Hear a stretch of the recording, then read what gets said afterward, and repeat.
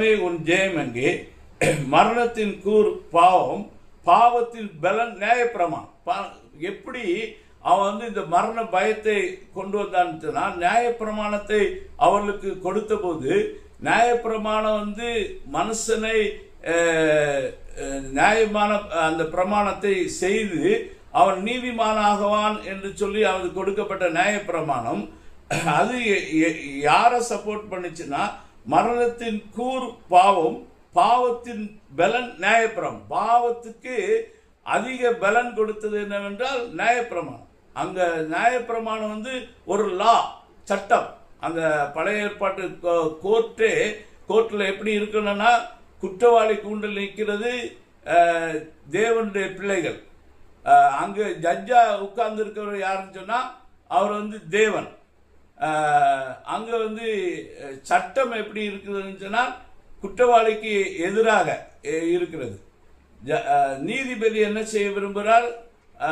குற்றவாளியாக இருக்க தன் மகனை காப்பாற்ற விரும்புகிறார். எதிர்கட்சி வக்கீல் யாருன்னா சாத்தா. சாத்தா எதை கொண்டு பேசுவான்னா, நியாயப்பிரமாணத்தை காட்டி தான் அவன் ஆண்டவர்கிட்ட பேசுவான்.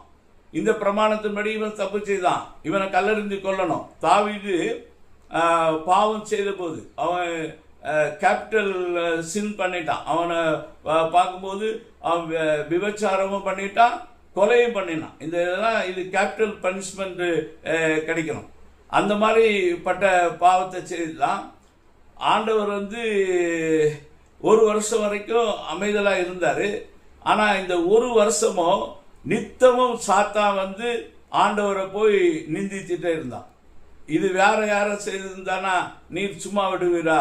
நீர் இதுக்கு முன்னாடி அவனை கொலை பண்ணிருப்பீரு, அவரை கொண்டு போட்டிருப்பீரு, இப்போ இவனை கல்லறிந்து கொல்லும், இவனை இவன் பாவம் செய்திருக்கான் அப்படின்னு சொல்லிட்டு நித்தம் அவர் செய்ய தாமதப்பட்ட போது அவர் நித்தமும் அவனை பகைத்தான். அது எப்படி உங்களுக்கு தெரியும்? அது அந்த இடத்துல எழுதியிருக்கு.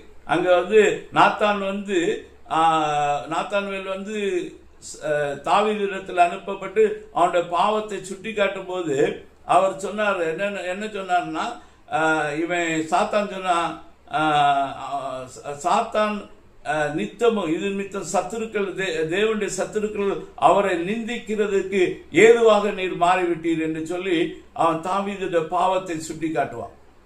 ஆண்டவர் அவனை தாவீதை விடுவித்தார் என்று சொன்னாலும் தாவீதுடைய பாவத்தை அவருடைய பிள்ளைகளிடத்திலே அவர் அந்த கோபத்தை அவர் தீர்த்தார். அந்த தாவீது தன் ராஜ்யபாரத்தை இழந்தார்.